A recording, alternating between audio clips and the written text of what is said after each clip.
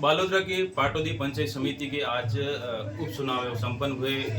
5 महीने पहले अवस्था प्रस्ताव लाया गया था, जिसमें ममता प्रजापति के खिलाफ, और आज पुनः एक बार फिर ममता प्रजापति है, पुनः पाटौदी की प्रधान बनी है, नवनियुक्त प्रधान। उनसे जानेंगे, उनसे बातचीत करने की कोशिश करेंगे। हमारे साथ हैं ममता प्रजापति। ममता जी, पहले तो बहुत बहुत बधाई आपको, दूसरी बार प्रधान बने। धन्यवाद आपको। आपका पहला लक्ष्य क्या रहेगा? दूसरी बार आप प्रधान बनी हो। हम दूसरी बार प्रधान बने हैं। सभी पंचायत समिति सदस्यों को एवं समस्त भाजपा के सभी जितने भी सदस्य हैं, कार्यकर्तागण हैं, नेतागण हैं, उन सभी का बहुत बहुत हार्दिक आभार और शुभकामनाएं। और अब आगे कार्यकाल बहुत कम रहा है, उसमें मैं कोशिश करूंगी कि ज़्यादा से ज़्यादा पाटौदी विकास की ओर अग्रसर हो, और डबल इंजन की सरकार है तो कार्य करने में भी बहुत उत्सुकता रहेगी। वो पाटौदी की जनता को बहुत ही अत्यधिक लाभ पहुँचेगा सर। और हमारे साथ हैं पाटौदी प्रधान प्रतिनिधि जोगिंदर जी प्रजापति, उनसे बात करने की कोशिश करेंगे।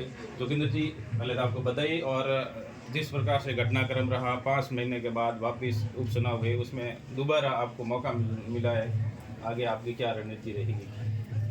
मैं आपका आभार व्यक्त करता हूं। और देश आज़ादी के बाद राजस्थान ही नहीं, बाड़मेर जिले में ये पहली घटना है कि किसी प्रधान के खिलाफ अविश्वास आता है और वो गिर जाती है, और फिर दोबारा जब 5-6 महीनों में चुनाव होते हैं और उसी प्रधान वही प्रधान वापस प्रधान चुनी जाती है। ये राजस्थान का एक इतिहास लिखा गया है, और विशेषकर बाड़मेर जिले का। उससे पहले भी जब अविश्वास प्रस्ताव आया तो अविश्वास आते हैं, प्रधान गिरते हैं, सब कुछ होता है, लेकिन उस समय की तत्कालीन कांग्रेस सरकार और यहाँ के स्थानीय नेताओं ने मिलकर जो षड्यंत्र रचकर पंचायत समिति सदस्यों को भ्रमजाल में डालकर और उनको बहला फुसला कर जिस तरीके से वो लेके गए, जिस तरीके से उन्होंने घटनाक्रम किया, और राजस्थान के इतिहास में शायद ये पहली घटना होगी जिसमें 45 दिन तक पंचायत समिति सदस्य होटलों में कैद रहे। उसके बाद जो आपने मंजर देखा, इन्होंने पूरे अपने शासन का और कांग्रेस राज का पूरा दुरुपयोग किया, और जोर जबरदस्ती करके इन्होंने एक चुनी हुई प्रधान को हटाने का काम किया।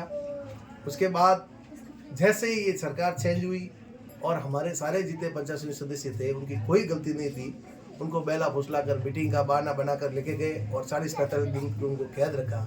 इस वजह से ये घटना हुई थी, और आज सारे पंचायत समिति सदस्य साथ में हैं। और आज हमारे बायतू विधानसभा में पाटौदी पंचायत समिति ने एक और नया इतिहास रचा है। आज के चुनाव में 15 में से 9 वोट मिले, जिसमें बढ़ता बायतू भी था, जिसमें जुड़ता बायतू भी था, और जिसमें बायतू मांगे बालाराम, तीनों पार्टियों ने मिलकर प्रधान बनाया है। इसका कहीं ना कहीं आने वाले लोकसभा में भाजपा को फायदा मिलेगा। भाजपा को तो निश्चित ही फायदा मिलेगा और श्योर मिलेगा, और विधानसभा चुनाव में भी हमारे इस पाटौदी क्षेत्र से बीजेपी बढ़िया वोटों से बढ़त बना के मजबूती से आगे रही है। पाटौदी की जनता के लिए समय कम रहा है, लेकिन जो विकास कार्य नहीं हुए, वो प्रथम बड़ा कौन सा कार्य रहेगा आप पाटौदी के लिए करना चाहेंगे? मेरा मानना है काम करने की नीति होनी चाहिए, बाकी उसमें समय मायना नहीं रखता है।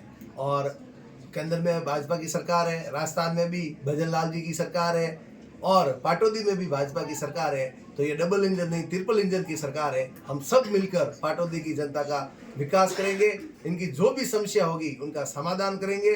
और विशेष तौर से हमारे निर्दलीय प्रत्याशी हाजी मूसे खां जी है, और हमारे प्रेम करण जी जो बागावाद से बना है, वो उनके घर से भरत कंवर जी पंचायत समिति मेंबर है, और भी कई लोग जिन्होंने हमें तन मन धन और दिल से सपोर्ट किया। जिंदगी भर उनके हम एहसानमंद रहेंगे। और पाटौदी की आवाम और सतीश कौम की ये भाईका थी कि ये इन्होंने जो किया है वो गलत किया है, ये सही नहीं किया है। आज उसी का नतीजा है, सब लोगों की दुआ, सब लोगों की भावना और सब लोगों की भाईका के अनुरूप ये काम हुआ है। ये थे प्रधान प्रतिनिधि जोगिंदर जी प्रजापति। इनका साफ तौर पर कहना है कि अब ट्रिपल इंजन की सरकार बन गई है। जो पाटौदी में प्रधान है वो भाजपा की बनी है, और जिस तरीके से सरकार है और इसी तरीके से आगे विकास की ओर बढ़ेगी। कैमरामैन नरपत गोलेसा के साथ गौतम प्रजापति, इंडिया न्यूज़, बालोतरा। हाँ भाई साहब।